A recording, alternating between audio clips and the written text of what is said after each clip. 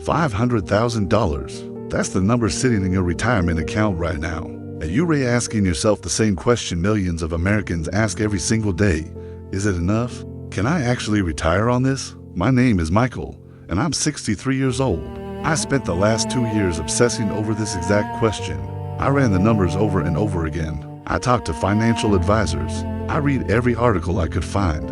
And today, I'm going to share with you everything I learned. The real math behind retiring with $500,000. Not the fantasy version you see in magazines. The actual numbers that will determine whether you can retire comfortably or whether you'll run out of money. Here is the truth most people do want to hear. Whether $500,000 is enough depends entirely on the next few minutes of math I am about to show you. So stay with me, because this could change your entire retirement plan. First, let's talk about where you stand compared to other Americans. If you have $500,000 saved for retirement, you're actually doing better than most people. According to recent data, only 9% of American households have managed to save $500,000 or more for retirement. The median retirement savings for people in their 60s is only around $110,000. So if you have $500,000, you are ahead of 91% of the country. But here's the problem. Being ahead of most people doesn't mean you have enough. Most people are behind. So let's dig into what $500,000 actually provides. The most famous rule in retirement planning is called the 4% rule. It was created by a financial planner named William Bengen back in 1994. The idea is simple. You withdraw 4% of your savings in the first year of retirement. Then you increase that amount each year to keep up with inflation. Following this rule, your money should last at least 30 years. So, what does 4% of $500,000 give you? $20,000 per year. That's $1,667 per month. Now, I know what you're thinking. That's not very much money. And you're right. But here's the good news. You probably have another source of income. Social Security. The average Social Security benefit for retired workers right now is about $2,000 per month. That's $24,000 per year. So let's add these together.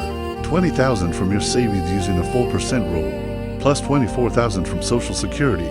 That gives you $44,000 per year, or about $3,667 per month. Now we're getting somewhere. But before you start planning your retirement party, let me show you the expenses that will eat into this money. The biggest one that catches people off guard is healthcare. According to Fidelity Investments, a 6 to 5-year-old retiring this year can expect to spend $172,500 on healthcare throughout retirement. And that number doesn't include long-term care, dental, or vision. It's just basic medical expenses. Let me break that down. If you live 20 years in retirement, that's $8,625 per year just for healthcare, or $719 per month. And here's something many people don't realize. Medicare is not free. The standard Medicare Part B premium is $185 per month right now, and it's going up.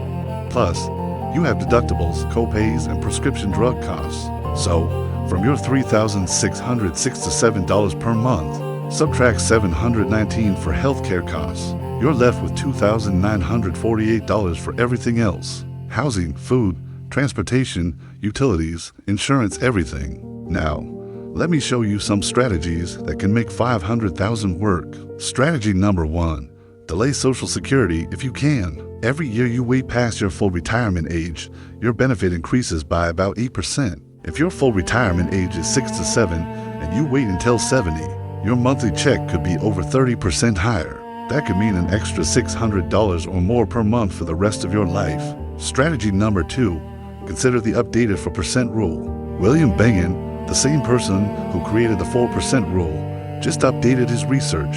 He now says retirees can safely withdraw for 0.7% in their first year. With a more diversified portfolio, for 0.7% of $500,000 is $23,500. That's an extra $3,500 per year compared to the old rule. Strategy number 3, think about where you live. Your location dramatically affects how far your money goes. $500,000 in San Francisco is very different from $500,000 in Tennessee or Arizona. Some retirees are moving to lower-cost states and stretching their dollars significantly further. Property taxes alone can vary by thousands of dollars per year depending on where you live. Strategy number 4, consider part-time work in early retirement. Even earning $1,000 per month part-time adds $12,000 per year to your income. That's like having an extra $300,000 in savings using the 4% rule. Many retirees find that working 15 or 20 hours per week actually improves their retirement. It provides social connection, keeps the mind sharp, and takes enormous pressure off your savings. Strategy number 5, optimize your Social Security as a couple. If you're married, you have more options. One spouse can claim early while the other delays. Survivor benefits mean the higher earner's benefit continues after one spouse passes. The difference between a good Social Security strategy and a bad one can be worth over $100,000 over a lifetime. Now, let me give you the real scenarios.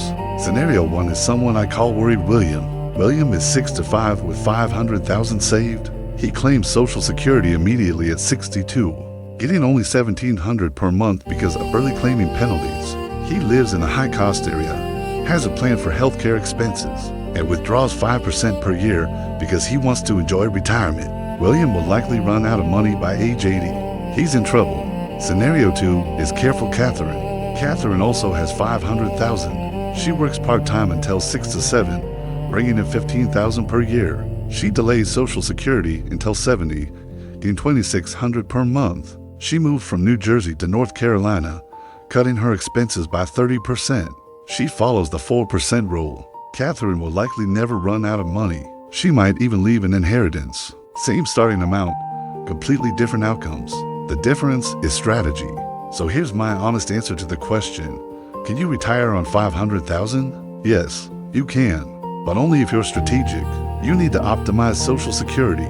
You need to plan for healthcare costs. You need to consider your location and expenses. You might need to work part-time in early retirement. And you need to be realistic about your spending. $500,000 is not a number that lets you do whatever you want, but it is absolutely a number that can provide a comfortable, secure retirement if you plan carefully. Here's what I want you to do right now. Take out a piece of paper. Write down your expected Social Security benefit. Add 4% of your savings to that number. That's your baseline retirement income. Then, write down your expected monthly expenses. Be honest. Include healthcare. Include everything. If your income exceeds your expenses, you're in good shape. If your expenses exceed your income, you need a strategy. Maybe delay retirement by a year or 2. Maybe delay Social Security. Maybe consider relocating. Maybe plan for part-time work.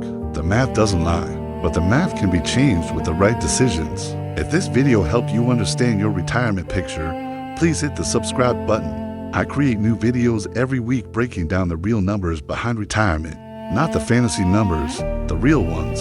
Drop a comment below and tell me your situation. How much have you saved?